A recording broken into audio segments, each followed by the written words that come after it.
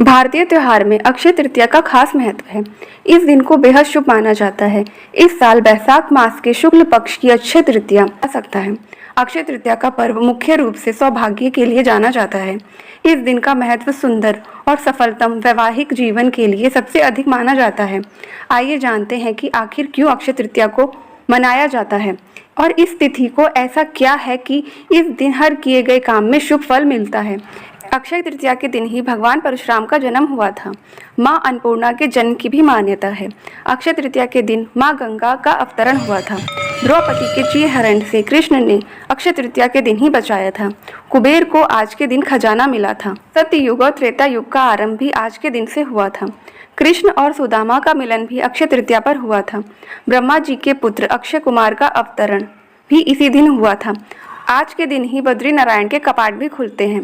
वृंदावन में बांके बिहारी मंदिर में श्री कृष्ण के विरह के चरण दर्शन होते हैं। अन्यथा साल भर चरण वस्त्र से ढके रहते हैं। महाभारत का युद्ध भी आज के दिन ही समाप्त हुआ था। अक्षय तृतीया या आखा तीज वैशाख मास के शुक्ल पक्ष की तृतीया तिथि को मनाई जाती है।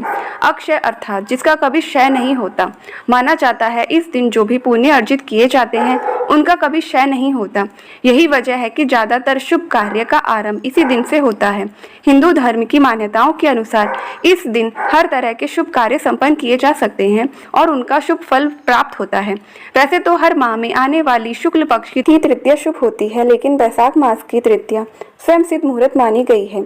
इस दिन बिना पंचांग देखे शुभ मांगलिक कार्य किए जा सकते हैं। इस दिन आरंभ किए गए कार्य भी शुभ फल प्रदान करते हैं। अक्षय तृतीया के दिन विवाह, गृह प्रवेश, वस्त्र आभूषण की खरीदारी जैसे शुभ कार्य किए जाते हैं।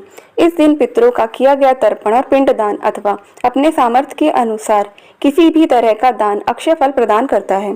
अक्षय तृतीया के दिन गौ, भूमि, तिल, स्वर्ण, घी, वस्त्र, धान्य, गुड़, चांदी, नमक, शहद और कन्या दान करने का महत्व है। इस दिन जितना भी दान करते हैं उसका 4 गुना फल प्राप्त होता है। इस दिन किए गए कार्य का पुण्य कभी क्षय नहीं होता। इसी वजह से इस तिथि को पुण्य प्राप्त करने का महत्व माना गया है। इस दिन लोग श्रद्धा से गंगा स्नान भी करते हैं और श्रीमद् पूजन करते हैं ताकि जीवन के कष्टों से मुक्ति पा सके। कहते हैं कि इस दिन सच्चे मन से अपने अपराधों की क्षमा मांगने पर भगवान क्षमा भी कर देते हैं और अपनाकर कृपा से निहाल करते हैं। अतः इस दिन अपने भीतर के दुर्गुणों को भगवान के चरणों में अर्पित करना और अपने सद्गुणों का बढ़ाने का प्रयास करना चाहिए।